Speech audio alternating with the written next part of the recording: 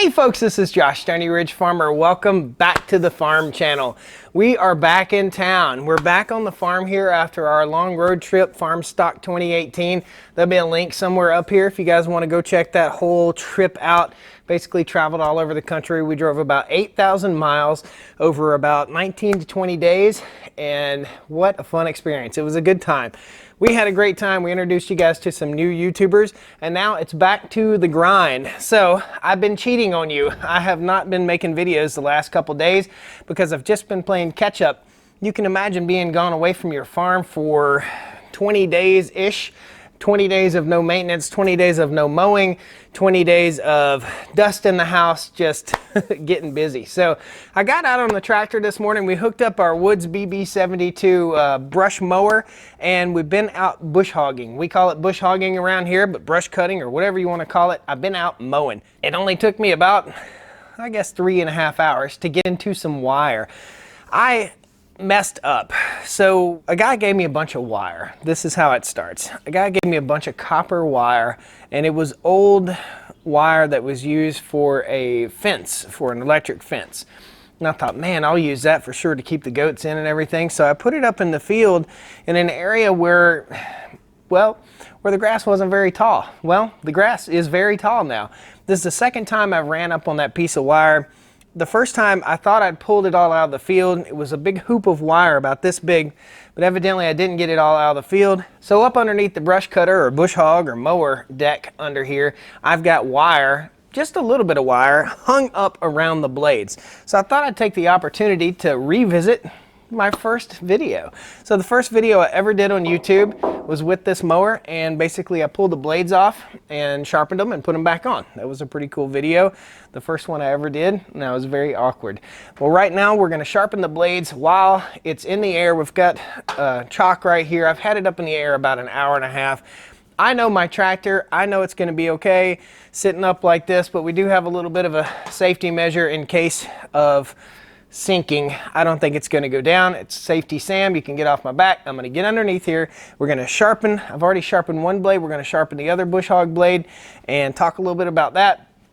The transmission portion or gearbox on this has vibrated loose. So the bolts need to be tightened back up on that, dude. Just some general maintenance stuff on this bush hog. And then we're going to get back out here. We'll throw the drone up in the air and show you what we're doing with mowing. So a lot of the land that we have, and this is, I apologize if I'm rambling, but I need to give you a backstory on what's going on. A lot of the land that we have is newly cleared land, and the newly cleared land, we've got to give the grass a couple years to establish before we start mowing hay and putting animals on it for pasture. So what I'm doing is basically mowing, and mowing. So I'll mow anywhere from 3 to 5 times a year to keep the grass in what I call the teenage stage. So grass has several different stages of life, and we'll go into this in more detail in a future video, but for simplicity of this video, the stages of life for grass are the baby grass, when it's short, when it's young, when it's newly starting to grow, or early on in the year. Then it grows very vigorously through the teenage years. And the teenage years of the grass is what I'm going to call the teenage years, but there are specific names for this. We'll go over it in a future video. The teenage years is where the grass is growing more vigorously, and it continues to grow more vigorously. Both the root system and the top of the grass is growing very, very fast. And that's what we want to do, is we want to catch that grass with this mower in the teenage stage, okay?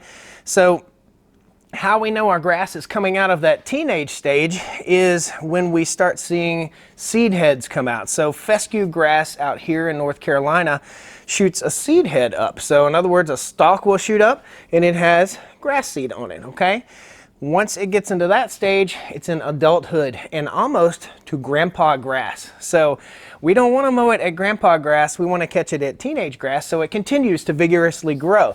If you can catch your grass in that middle stage where it's growing very fast and very vigorously, and you mow it at that point, you're going to provide more green manure down to your soil, and you're going to stimulate your grass's growth, okay? So grass likes to grow, grass likes to be stimulated, contrary to popular belief. If you drive over the same spot over and over, you're going to kill the grass. But if you drive through your field in one spot and then drive in another spot and then drive in another spot, you're actually stimulating the grass. And if you take a close look way back from a distance or from the drone, you can see your 2 tracks that you rode through that field are blossoming green and the rest of it is normal. So grass likes stimulation.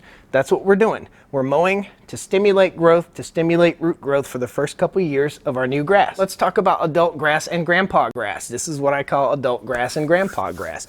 Once it starts shooting that seed head up, that's adult grass. Once that seed head gets up, it's out, it's mature, it's released, it's pollen, then the stalk will turn brown, and that's grandpa grass. When you mow grandpa grass, grandpa doesn't come back like teenage grass does. So what we want to do is stimulate vigorous growth, and that's how you get 3 and 4 cuttings a year here in North Carolina. 4 is pushing it, but at least 3 cuttings a year of hay in North Carolina by stimulating your grass, by mowing your grass. Cool? Hope you learned something there. Let's get underneath the mower, have some fun. Guys, if you like this kind of content, pound that like button, subscribe to the channel. We've just got a whole lot more fun stuff just like this. If you have any specific questions ever, post them in the comments down below. Sometimes viewers will answer those questions, and if I don't get back to you right away, shoot me an email. I'll be glad to answer any question you might have, okay? Well, first thing I want to show you here is what's going on. Look at that. That guy's just loose. The whole nut and bolt assembly is turning right there. That one's tight, that one's loose, and the other 2 on the other side are loose. So we got to get underneath down here and get to those. So right up underneath here are the bolts that we need to get a hold of, okay? So we're going to put a wrench on down here, and then we'll go up top and tighten. And this is the wire that I'm telling you about. Let's spin this guy around a little bit. So that's a piece of that copper wire, and this. You can see what happened is it got all wound up in here, and we'll break that guy free. So it got all wound up underneath here. So what we'll do is we'll take a pair of vice grips, we'll get up underneath here, we'll grab the wire, and we'll start jerking it out.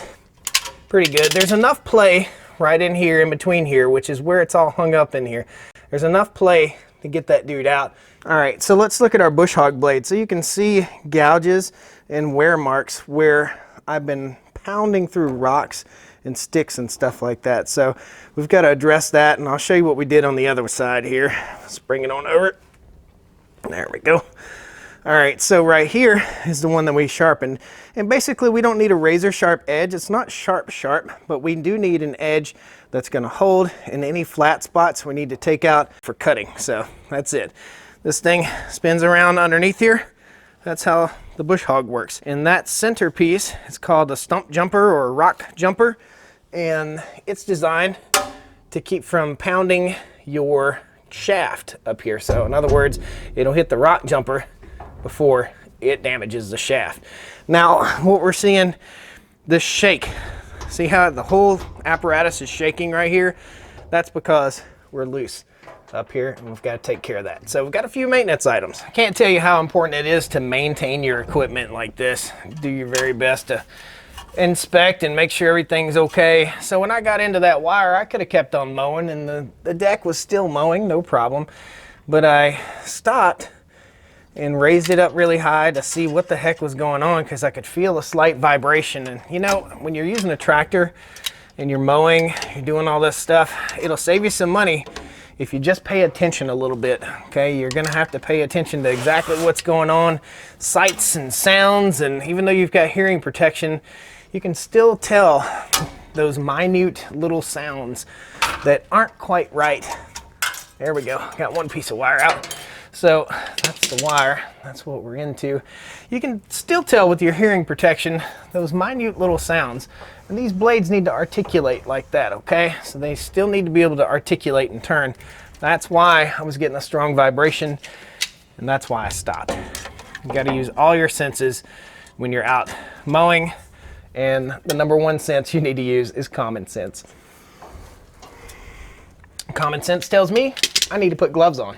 I got pretty good at getting this stuff out last time I mowed. There we go, we got a little knot hung up underneath here.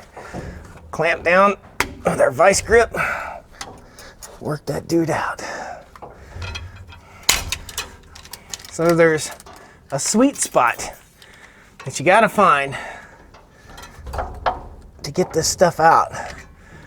Very interesting little sweet spot. Last time I had to grab it with the vice grip and then take a hammer or a beater and beat it out. Just gotta watch, because if you pull it the wrong way, you're tightening it up and it breaks really easy. Everyday challenge on the farm. Worst case scenario, we would have to, I guess worst case scenario is we'd have to pull the bush hog blade off the bush hog here. I think we're gonna come on out though, seems. I hope. The biggest thing I've ran over with the bush hog here is a pile of chain link fence, like 6-foot chain link fence. I ran over a roll of it.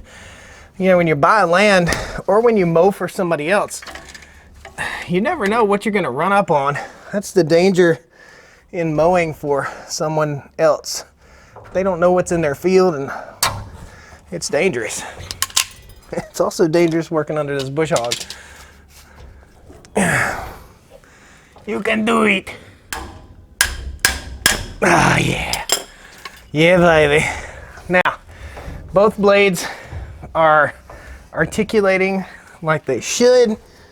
This blade here, there we go. So that's the way they're supposed to do. They're supposed to be able to move. So if they hit something really hard, they can kick back and get out of the way. So if it were to get onto a stump or something like that, the blades would get tight like this. And then when you start the mower back up, the blades will whoop, spread back out. But if you leave them out and swinging, this thing tends to swing around and could hit you. And what we've got here is a 1-inch nut. We're gonna tighten the transmission up on this thing. It's gonna be tough to do by myself without removing this access hatch. So I'm gonna go up here and pull that hatch off. Nice. Hey everybody. All right, let's talk about what you can and you can't see. Up here, I have a extra long breaker bar type articulating wrench. And then down here, I have to find my sweet spot. There we go, and get it tightened up, okay? So, there we go. Shouldn't be too awfully hard to get this done. Okay, one more little half turn ought to get that dude tight. There we go, let's give one. Let's do one more just for good measure. This is an odd angle. There we go. Need a couple little kids running around here like one lonely farmer, helping out nieces and nephews. I gotta go back up there. Hard to get a good camera angle on this, but just trust me. Tightening a bolt, it's not that exciting. Nice, daddy like that. Whew. Last but not least, and I know I'm using a breaker bar down here to tighten these bolts. It's okay. Don't worry, kids. It's gonna be fine. All this stuff is moving all the time underneath these machines.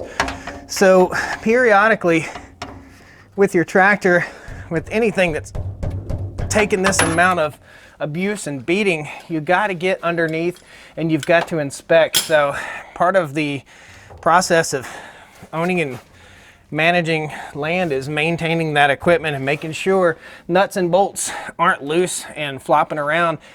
It'll really save you time and money later on down the road. So if I hadn't tightened this down, it could have damaged the deck right here and I'd have to replace the whole thing or replace the deck.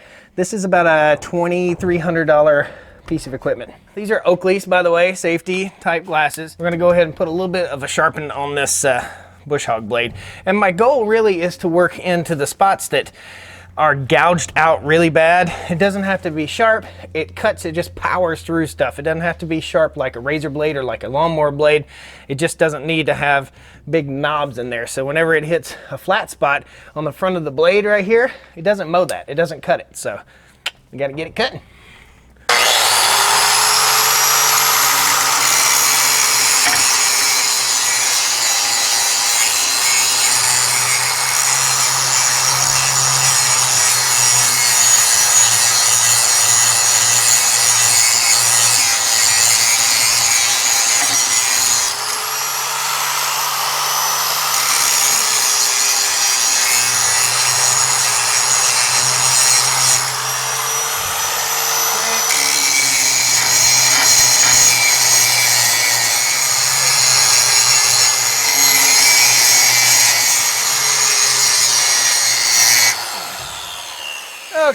So a little science behind sharpening bush hog blades or lawnmower blades or any type of blade that's spinning like this is that you need to be careful about how much you take off of the blade, okay? So I can't grind on this blade for 10 minutes and then turn around and grind on this blade for 2 minutes. If I do, I'm taking a lot more off of one blade than the other, and it will cause a vibration and eventually cause what happened here, loosening. So this thing is about 3.5 years old. I've got the same original blades on it. I've hit a lot of rocks and stumps and sticks. I mean, I'm talking about rocks like this big. Great machine, BB72, Woods BB72. Totally swear by it. If there were a bush hog or brush cutter that I could recommend to someone, it would be the Woods BB series. Tough as nails. We'll see how it holds up in the long run. 15 years from now, I hope to be using this same mower right here. So here's the outside of the mower, and here's where the blades come up and whacked. Here's where I've hit rocks. I mean, it gets worked, it gets used, absolutely. So this is the slip clutch. I'll need to lubricate this point and check the oil in here and make sure all this stuff is nice and tight. It looks good. Make sure the blade looks good, and then pop this little cover back on. This is all part of operating this machinery, okay? You gotta take care of it, it'll take care of you. Folks, it's time for tips and tricks. This is a DeWalt grease gun, okay? So to get the grease into the gun, unscrew the entire canister, slide it out, take this little tab on your grease container, open it up, get it prepared for insertion. Also take the bottom off of your grease container, throw it in there. Take your grease container with the metal ring, slide it down into the hole, just like so. Now, put your grease gun back together. Nice and easy, hopefully, there we go. Screw the grease gun back together. We just picked up this grease gun, by the way. We got this out west when we were on our trip out west. We found a good deal. $169. This thing's like regular 250 bucks. We got it at Cal Ranch stores. There'll be a link below to Cal Ranch stores. Those guys are really nice people. Very, very nice. All right, so you got this all screwed in tight, this little dude right here. So before you pull it apart, you pulled this guy out and locked him into place. It's pretty tough, but you pull that guy out, lock him into place. Now, unlock, and there's a spring in there, okay? So you just want to push that through, and there it is. Cool.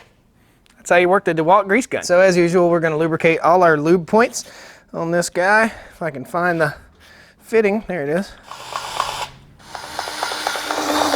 All right, we've got all our repairs done. We've got the tractor ready to go. We've greased everything up with that grease gun, and we're ready to start mowing. So we probably got, I'm gonna say 5 more hours of mowing to do today. And we're just gonna go around our big field, and we'll get you some drone footage of all this stuff, but we're gonna go around the big field, and we'll go around the field back in here behind the house.